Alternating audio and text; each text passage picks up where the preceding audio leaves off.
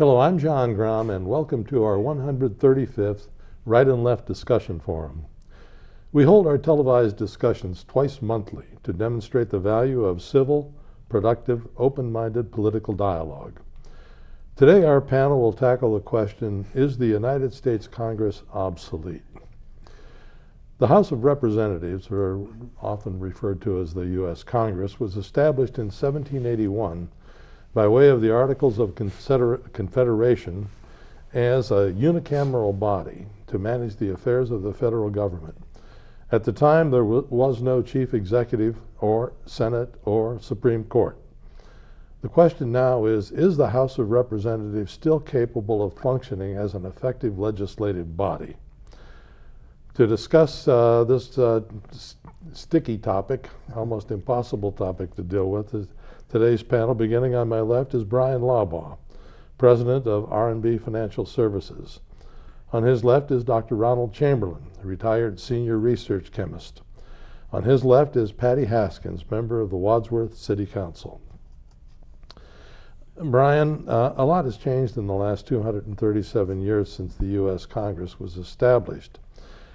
They have handed over most of their, or much of their, lawmaking responsibility to the executive and judiciary branches. Do you think they're still capable of representing the needs of the people? That's a great question, John. But before I answer it, I wanted to thank you for the time and effort that you've put into making this an award-winning talk show. Yes, congratulations. You won another Clapper Award, I believe. I wasn't able to make the presentation, but I know Patty was there, and your wife was at the next table. My wife was able to make it, and it's just it's good to see that your efforts are being recognized, and this opportunity to have civil discourse on a variety of topics is something maybe as a state and as a nation we can do a better job at. My answer basically is yes. You're not going to give me an opportunity to thank you guys.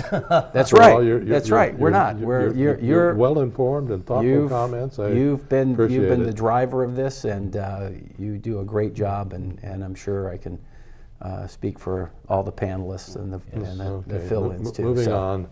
So I think the answer is that Congress has lost their way. They've turned over the management of the country to the administrative, bureaucracy. We have more rules and regulations, not laws, but rules and regulations that come out of the EPA and the Department of Education and all these other ancillary departments that have sprung up over the years, that Congress is become more of an overseer, and they've it's popular. People say that Congress's job is to make sausage, and making law is like making sausages. It's not a very pretty sight. Have you ever seen a sausage being made? But at the end of the day, once it comes out the other end and you cook it up, it's pretty good. And they've lost their ability to do that because they have depended upon, as you mentioned, the executive branch and the judiciary to, create sort of de facto laws and see things in legislation that's not really there. The judiciary has sort of taken over. When you hear of judges in some circuit court determining what's right and what's wrong and how a law is going to be interpreted. So I think they really need to step up and get back to their main core, responsibility, and that is to make legislation and to come together as a body and represent the people. I think the 2-year term really needs to be looked at because that 2-year cycle is just a hamster wheel as far as I'm concerned. You've seen a hamster on a hamster wheel in a cage. It's just round and round and round and round. They spend more time raising money. And when it takes millions and millions of dollars to run a successful campaign, I really think we need to look at that. Either, I know that's not a popular thing, but term limits. Maybe put a 10-year term, on a congressman. or maybe make it a 3-year term. Make it a little bit longer so they can get in there and actually, get their hands dirty. Our recent Mr. Renacci, who was in Congress, some of his observations and comments have basically been, you really can't get anything done.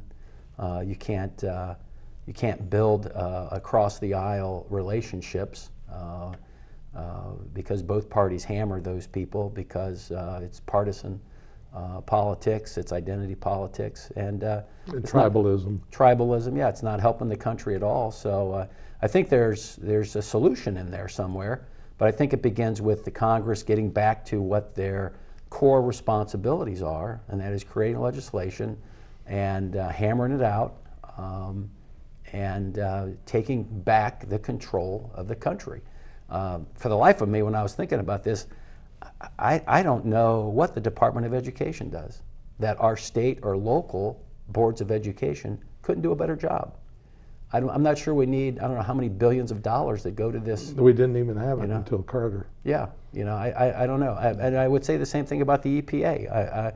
This notion that we need some sort of an oversight of some, some group. And I don't know if, we can't do a better job and maybe, use that model on a state level and unwind some of these federal bureaucracies. So put a check on the administrative state and get back to what they're supposed to be doing.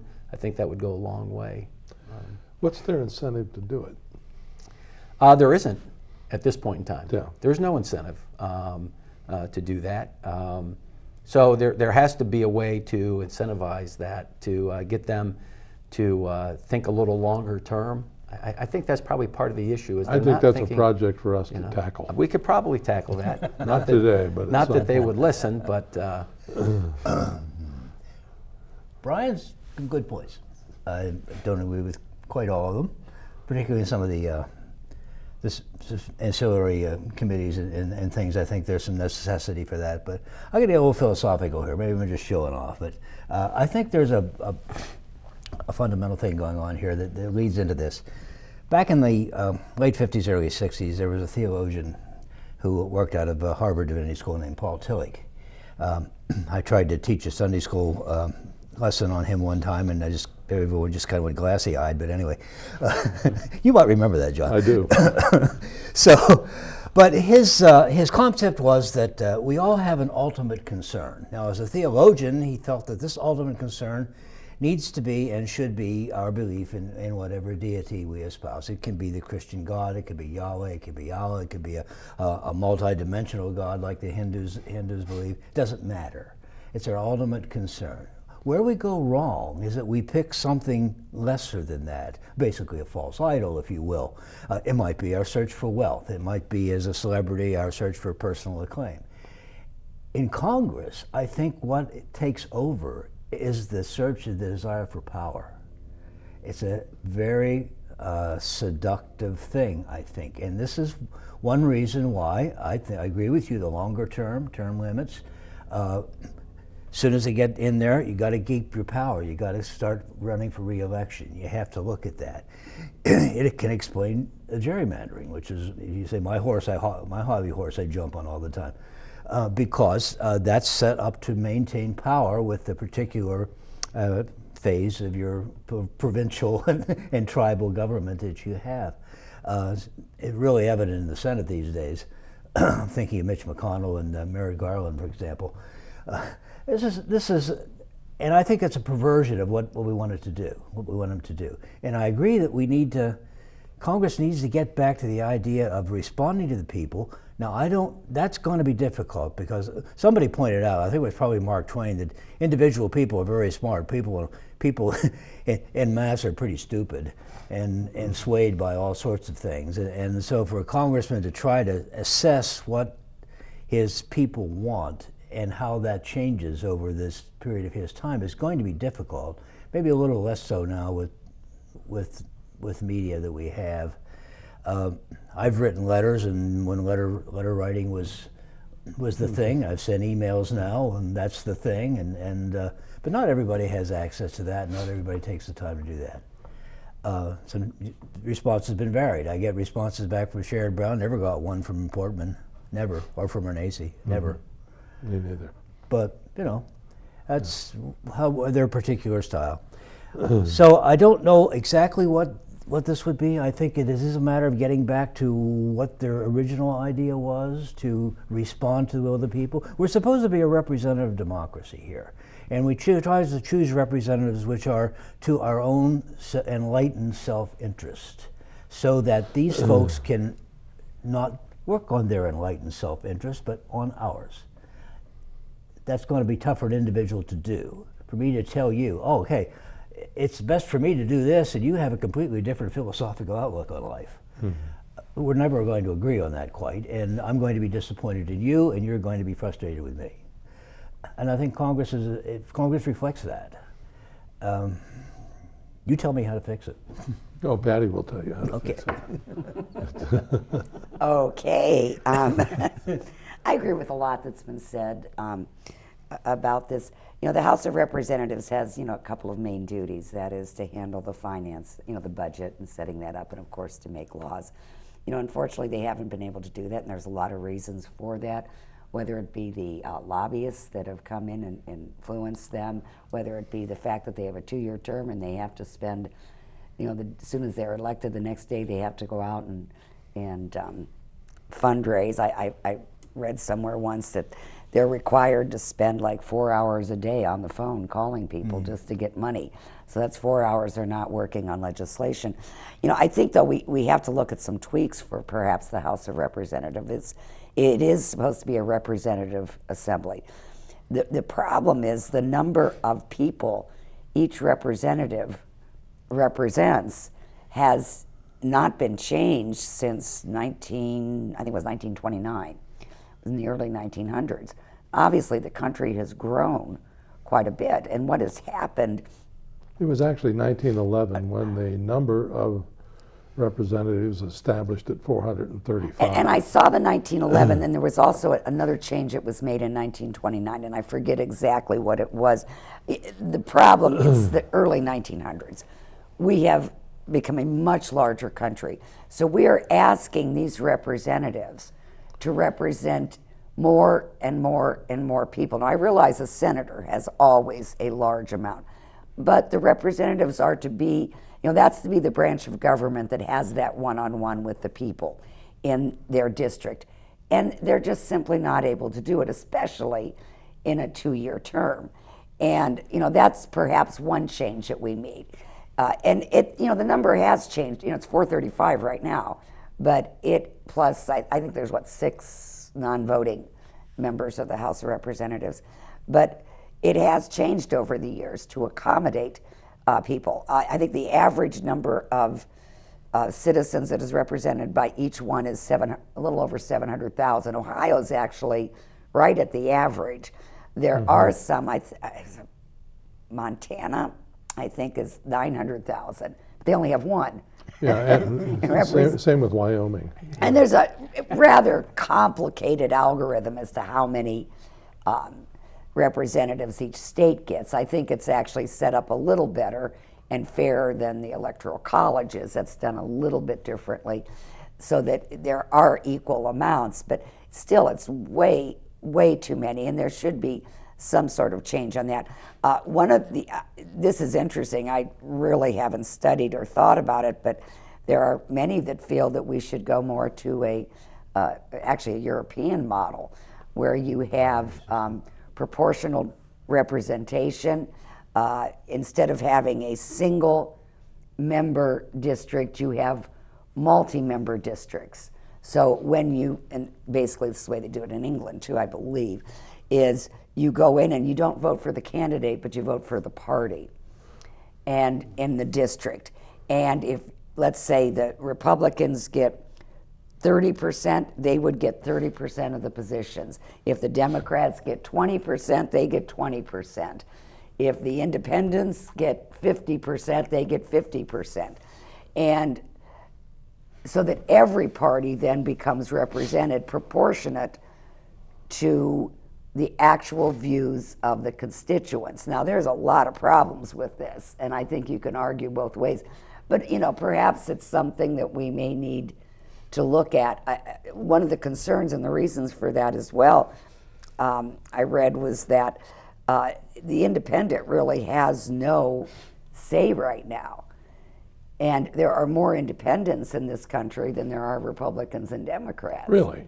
Yeah. Didn't know that. And so unless you're a Republican or unless you're a Democrat, you really don't have a niche, to go into. You don't have a spot to go and have the public have the national support, notoriety in order to actually make a claim. If these smaller parties were kind of granted a seat at the table, it might make a change in how well or how effective the House of Representatives works. And of course, my fallback, as always, is gerrymandering. We need to change that as well, because the districts just simply, they're drawn to get votes, not to actually truly represent the populace. I guess I have a question about how does a representative actually know what their constituents are going to vote for? People tend to be very fickle. There was John Kenneth Galbraith, who The Economist. Economist and part of the Kennedy administration, Right. known as a liberal. But if you read the Affluent Society and some other stuff that he's written, you kind of question him. I mean, he's like a classical liberal, which is more like a Reagan Republican. But he said voters are fickle, that they tend to associate truth with convenience, self-interest and personal well-being, along with the avoidance of awkward effort or unwelcome dislocation of life. They're likely to respond lately to celebrity and other superficial things, but the fact is that a representative can't really rely too much. When you look at the fact that right now the U.S. Congress has about a 20% approval rating. Is it that high? I thought it was actually lower than that. I really did. It may have been, but as of last month, remember when I saw that. But the president has a 38% approval rating, much higher than the Congress, if you can imagine that. But here's an interesting thing to look at. In October of 2001, the approval rating of the United States Congress was about 31%. The next month, it was 62. It doubled in 1 month. Now, what changed? 9/11. 9/11 changed it, and that and people shifted that quickly. People were overwhelmingly, like 60-40, in favor of the Vietnam War. They were overwhelmingly in favor of our invading Iraq, until it got inconvenient, until it got ugly. Then everything changed. So I don't know. Perhaps the British model, which every time I hear that, my bullshit BS meter I know. pegs. I'm just reporting kind of what I've read. But Well, I guess, do you need a catastrophe to bring the country together? Yeah, to, I think so. To leave some of the tribalism, behind. There wasn't. History's kind of proven it. Yeah, there was an outpouring of patriotism and coming together and wanting to do what was right for the country, and sadly, if we need to have something like that, that really is, sort of a sad indicator of where we're at in our country, that we can't address our problems. We always talk about gerrymandering, and I like to remind people that our friends on the other side of the aisle have used gerrymandering very effectively. Oh, I don't think Ron or I have ever said that both sides haven't used it. I know, but you always seem to point the finger at me. Oh no, I'm not. No. not you, Jerry. No. No, you have personally done that. Yeah. And I'm all for, let's establish the rules and play by the rules. And if you don't like the rules, you change the rules. And that seems to be kind of one of the things that people like to beat against, or let's change the rules when it doesn't get our particular person elected or our particular way of thinking elected. So I'm all for, take a look at that and change it. And let's all agree what the rules are, and let's play by the rules. As far as Congress is concerned, I think there needs to be a required civics course that all Congress people need to take, and whether that's a 6-month or 3-month course. Schoolhouse Rock. Schoolhouse Rock. We are seeing some of the most inept people. And the young lady from New York, I'm amazed. I don't know where she was in 7th grade. How does a bill become a law? How do you? Well, and the felons that are elected. I'm telling you, Jiminy Christmas. Yeah. When your only choice is, when your only choice is vote for the felon because he's part of your party. I mean, that goes for Republicans and Democrats. I'm saying run the guy out. Do you think it hurts that nearly half of the congressmen are lawyers? Yeah. I really do. Explain why is that? They argue. You mentioned how do they know? We had a meeting. I think it was during the Second Gulf War. We had a group of us in town got together and invited Congressman Regula to come up and talk with us, and he sent an aide, of course. But how do we contact? He says, well, the best way is a phone call. The second way is a letter. Emails down on the list. He gets so many emails that are more or less anonymous. Call him up. He'll listen. They'll listen.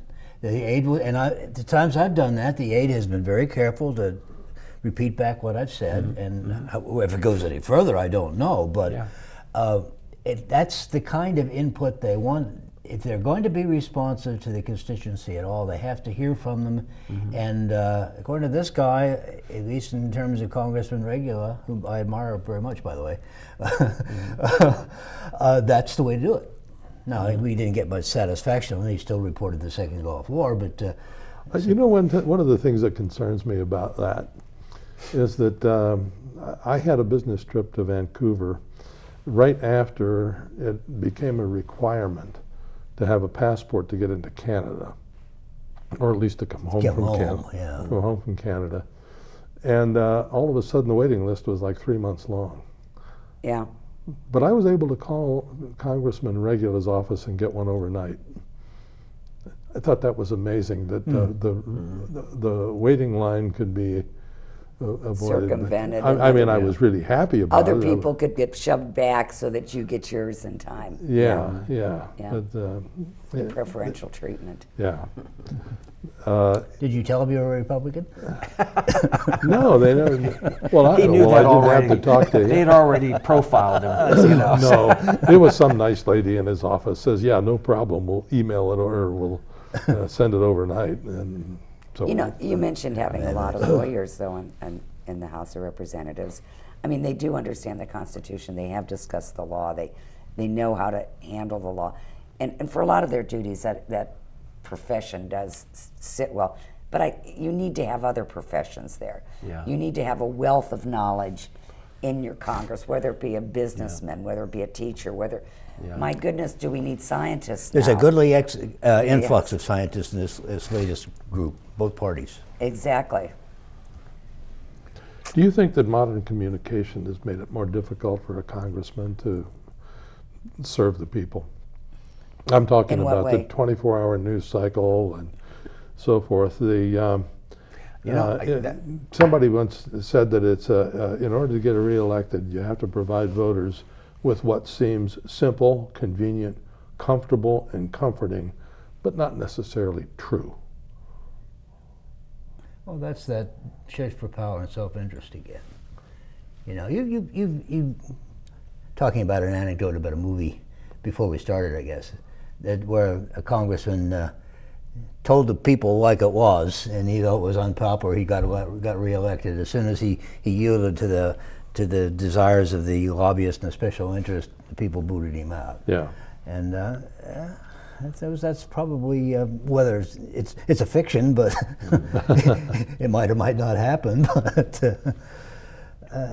it's something to think about. Well, we were talking about what can we possibly do about it.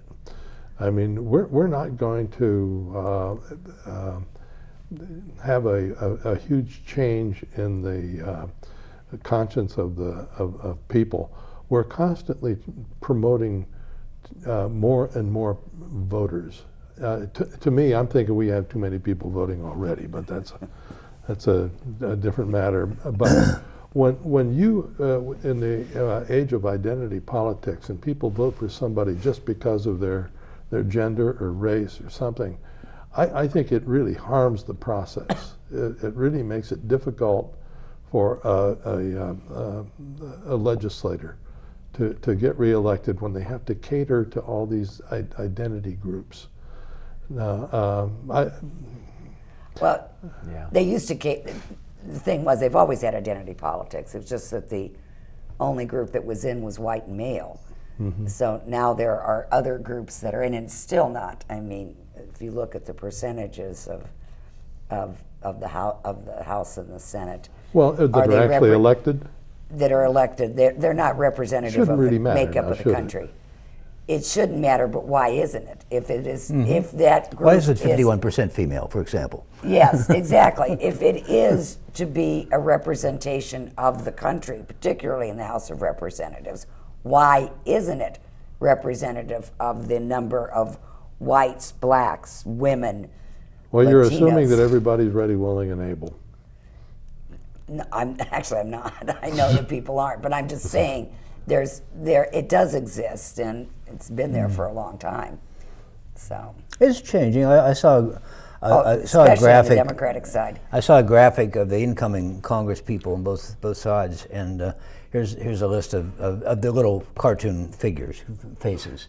And here's the Republicans. They were all men White male except one except woman. one woman, yeah. And the Democrats, they looked like a rainbow. I mean, they were just There were more females than males. females, color, and folks of color. And in there. how many of those people got voted for just because of their gender or race? I don't know. On either side, I don't My opinion know. is they got voted because they were against Trump.